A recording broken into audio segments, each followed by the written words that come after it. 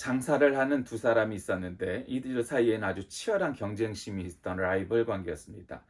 그중 크리스천인 한 사람이 하루는 목사님을 찾아가서 "내겐 아직도 그 사람을 질투하는 마음이 있는데 어떻게 해야 그 질투심을 이길 수 있을까요?" 라고 묻습니다.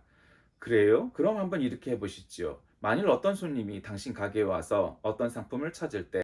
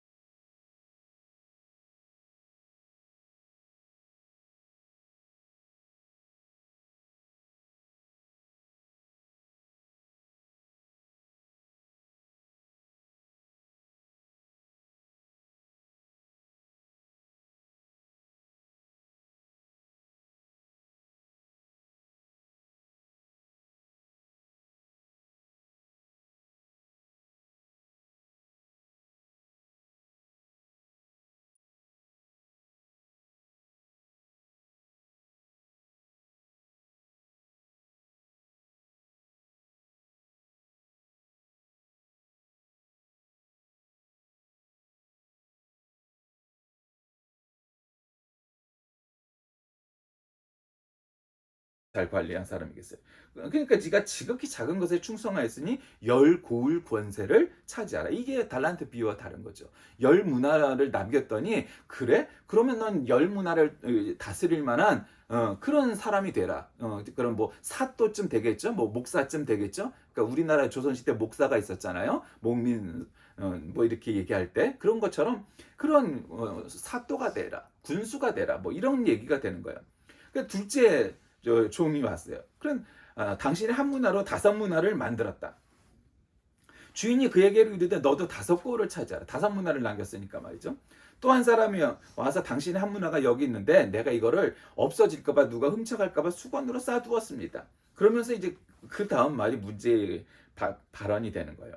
당신이 엄한 사람인 것을 내가 무서워합니다. 당신은 두지 않은 것을 취하고 심지 않은 것을 거두나이다. 아주 이렇게 그냥 딱 선포를 해버려요. 이거는 사실 종이 일반적으로 할 수 있는 말은 아니죠. 종이 어떻게 자기 주인한테 당신은 엄한 사람이라 내가 무서워해서 그거야 뭐 그럴 수 있다 쳐. 근데 두 번째 말은 당신은 두지 않은 것을 취하고 말도 안 되죠.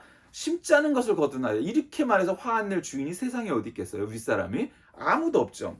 그러니까 이제 주인이 화가 나서 약한 종아 내가 네 말로 너를 심판하느니 그러니까 네가 한 문화를 갖다가 이렇게 그냥 숨겨둬서 갖고 왔던 것 때문에 내가 너한테 화가 나는 게 아니다. 너의 마음, 너의 말이 나를 화나게 한다. 이렇게 말하는 거야. 그래서 그 이자를 은행에 맡겼다라면 한 문화가 아니라 더 많이 벌었을 텐데 왜 너는 나에게 한 문화를 그냥 그대로 감추었다가 갖고 왔느냐. 그러면서 이 한 문화를 빼서 열 문화 있는 자에게 나눠줘 버려요. 그러니까 다른 사람이 얘기하겠죠. 아니, 저 사람은 열 문화가 있는데 도대체 왜 그 사람에게 줍니까? 그러니까 주인이 무릇 있는 자는 받겠고 없는 자는 그 있는 것도 빼앗기리라. 그리고 내가 왕됨을 원하지 아니하던 저 원수들을 이리로 끌어다가 내 앞에서 죽이라 하였다. 그게 사실 이 문화 비유는 굉장히 어떻게 보면 굉장히 정치적인 비유이기도 하고 또 어떻게 보면 되게 무서운 비유이기도 하고 천국에 대해서 가르치시면서 굉장히 엄중한 톤으로 말씀을 하세요. 사실 이 문화 비유의 그 앞구절은 앞장은 구원받은 지 삭개와 장은 같지만 어쨌든 그 앞구절에는 삭개오에 대한 얘기가 나와요. 여러분 삭개오 잘 알죠? 삭개오가 어떤 사람이죠? 세리였어요. 세무공무원이었어요.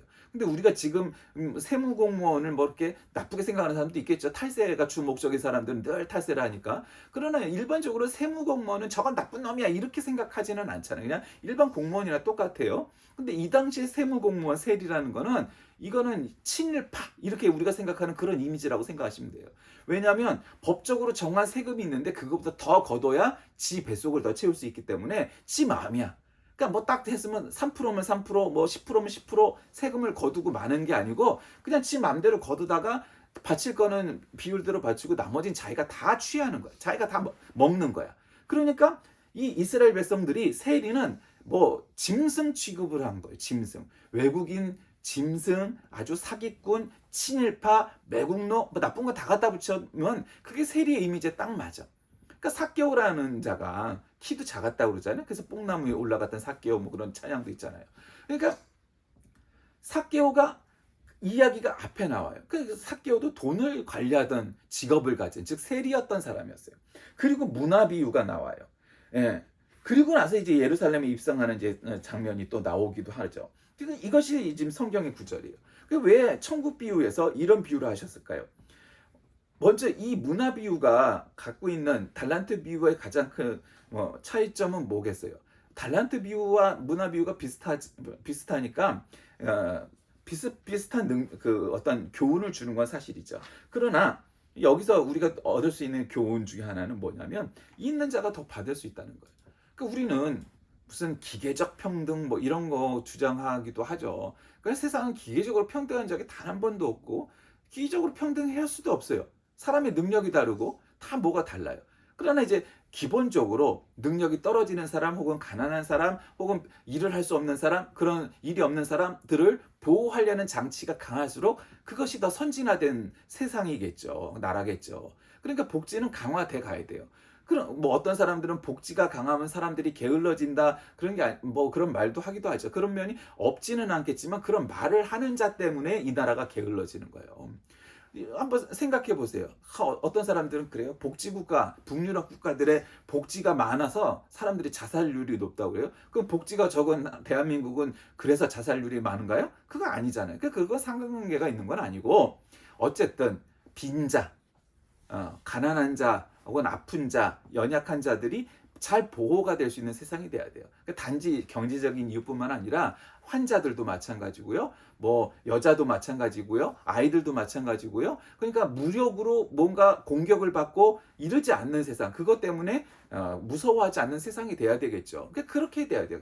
그게 평등인 거지. 무슨 기계적 평등이니까 여자도 군대 가야 된다. 뭐 이런 식의 말은 논리적으로는 너무 지나친 거죠. 뭐 여자들이 군대 가는 나라도 있지만 일반적으로는 우리가 그렇게까지 주장하는 건 좀 나간 거고, 그런 기계적 평등이 아니라 그 모양대로 하는 거예요. 그러니까 성경의 가치는 여자도 군대 가야 돼 이렇게 기계적 평등을 말하는 곳이 없어요. 천국을 가도 믿음이 다 다르잖아요. 그렇죠? 어떤 사람은 아주 그냥 믿음이 월등해서 심지어는 살아서 승천한 사람도 있어요. 에녹같이 예수님처럼. 뭐 예수님이 사람은 아니니까 그렇다 쳐도 어쨌든 에녹같이 그렇게 병거 타고 하늘에 들려 올라가는 사람도 있어요. 그리고 어쨌든 정말 오랜 동안 하나님 잘 믿다가 칭찬받고 그런 사람도 있어요. 그런데 우리가 생각했을 때 성경에 이름이 기록되어 있긴 하고 죄도 많고 허물도 많으나 그러나 성경에서 칭찬한 사람들이 있어요. 뭐 예를 들면은 뭐 다윗과 같은 사람도 허물이 있었지만 그러나 하나님이 사랑한 사람이라고 그래요. 그러니까 성경에 기록되어 있는 인물들조차 다 천태만상이에요. 천양지차예요. 어떤 사람은 허물이 없어 보이는 사람도 있고 어떤 사람은 허물이 아주 적나라하게 성경에도 나와 있어요. 그러나 다 하나님이 사랑했던 사람이라고 성경에 그렇게 기록되어 있는 거죠. 그런데 그 중에 한 가지 원리가 바로 있는 자가 더 받는다는 거예요. 이게 무슨 얘기겠어요?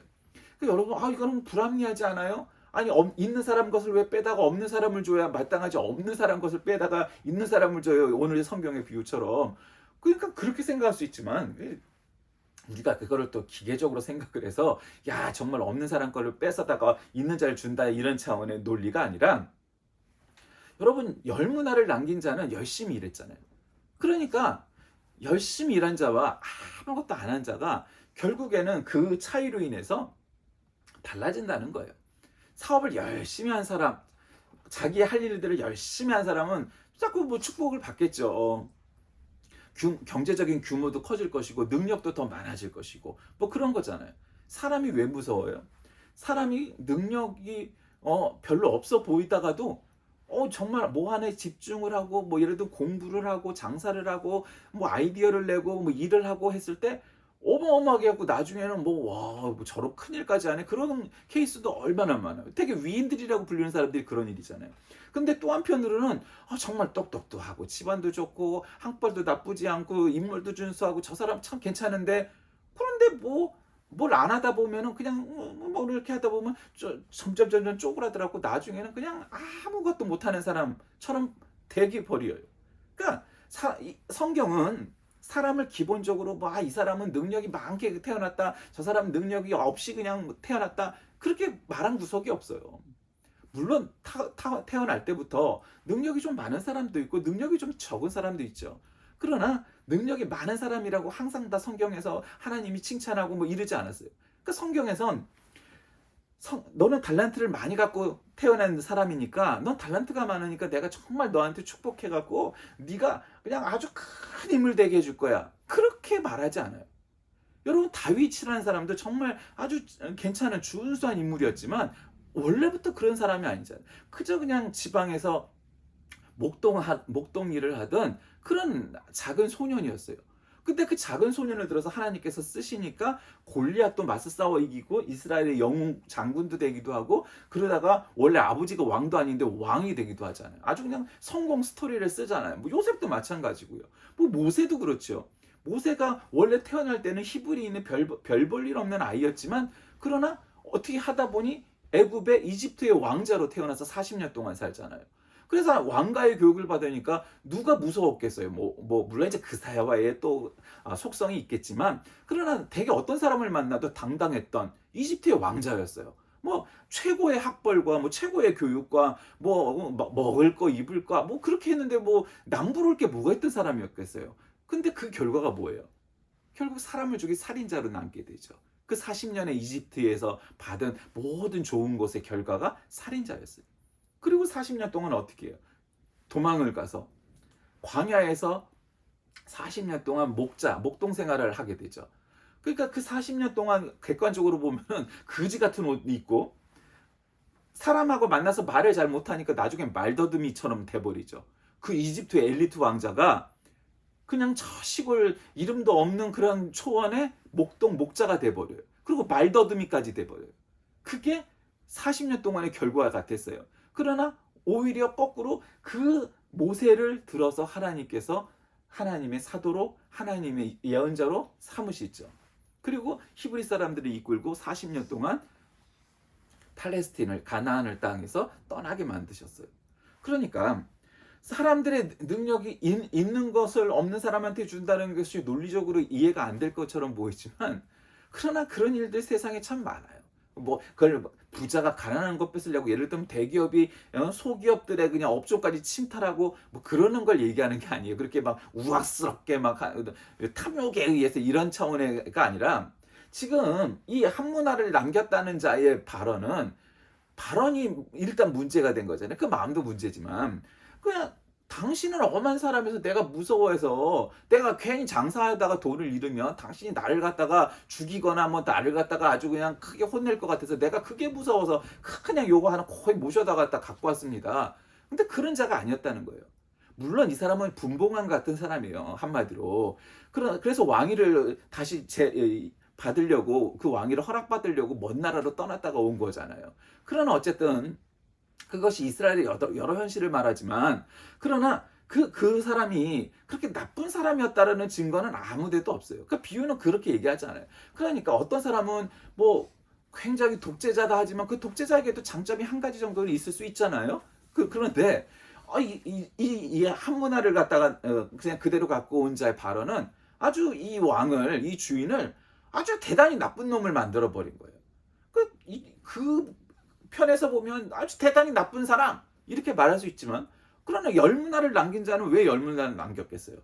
아유 뭐 다 사람이 그렇죠 뭐 그렇지 않은 사람이 어디 것이요? 그러니까 이런 논리였던 거예요. 그러니까 이 사람이 대단한 뭐 위인이라든가 대단한 뭐 믿음의 사람이었던가 뭐 그거는 우리가 이루 헤아릴 수 없지만 보편적으로 봤을 때 어떤 사람이든 장점도 있고 단점도 있게 마련이에요.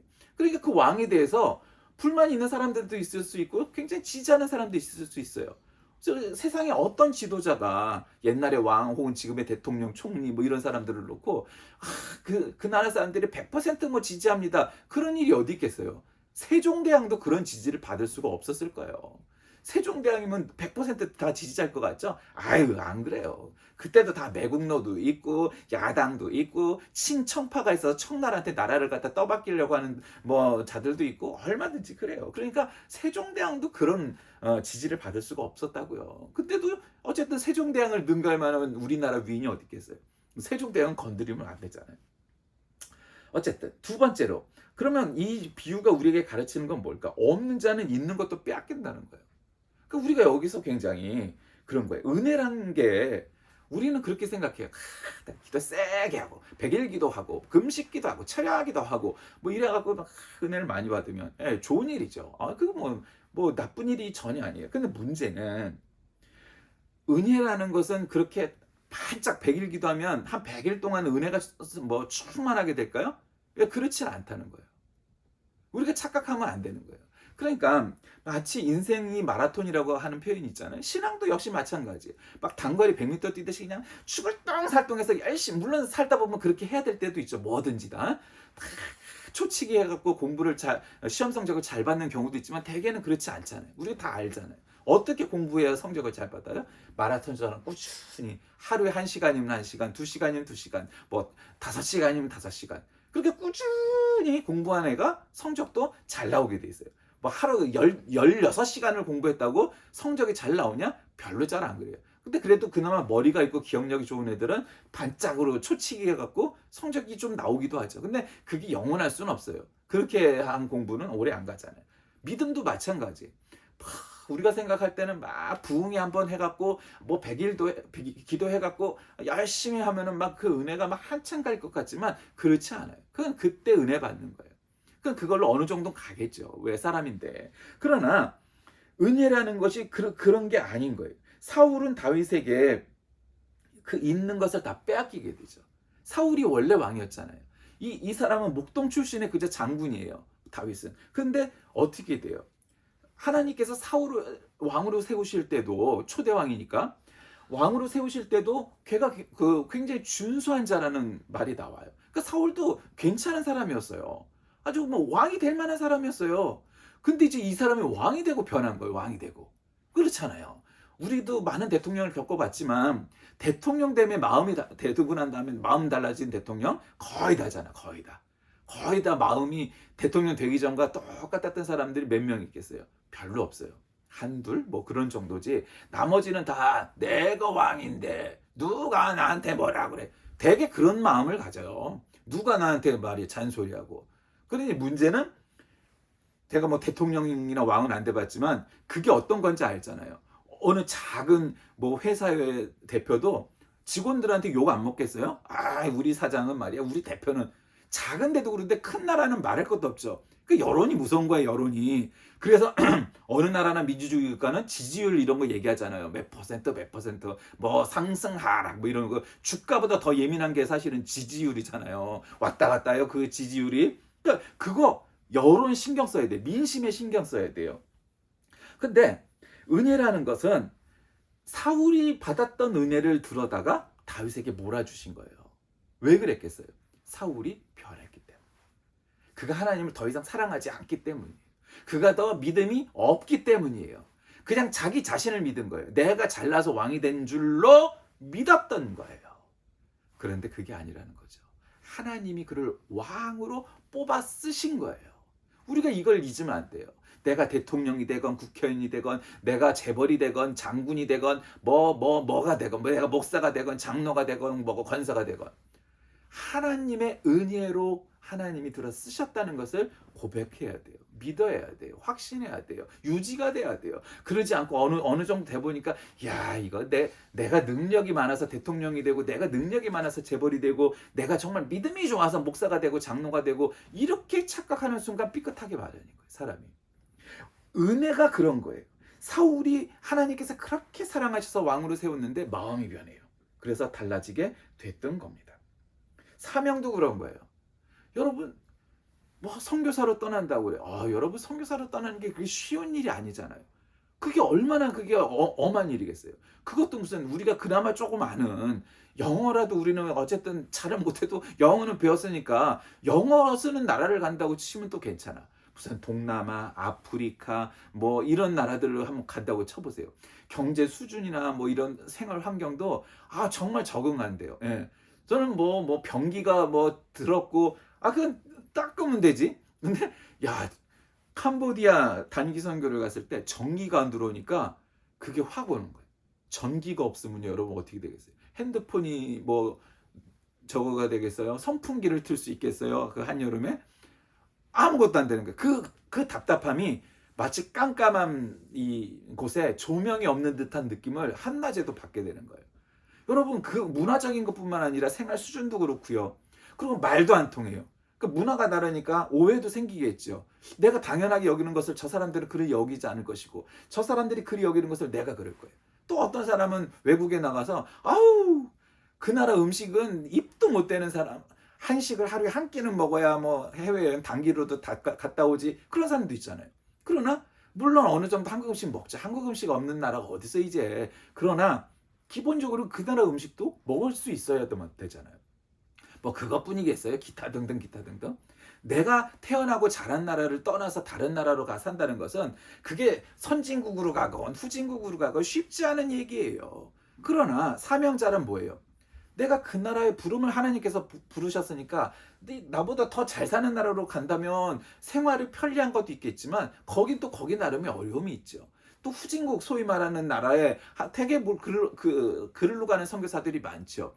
혹은 종교 탄압을 받는 이슬람 국가, 공산국가 예전에 많이 가고 제3세계 가난한 후진국으로 가기도 하고 뭐 얼마든지 그런 게 많잖아요. 어쨌든 어느 나라를 가건 내 나라에서 사는 것만큼 편하고 안정감이 있는 나라는 세상에 하나도 없어요. 그래도 가요. 갔다가 어떤 사람은 추방당하기도 하고 어떤 사람은 심지어 거기서 순교를 당하기도 해요. 우리나라에서도 많은 순교자가 나왔잖아요.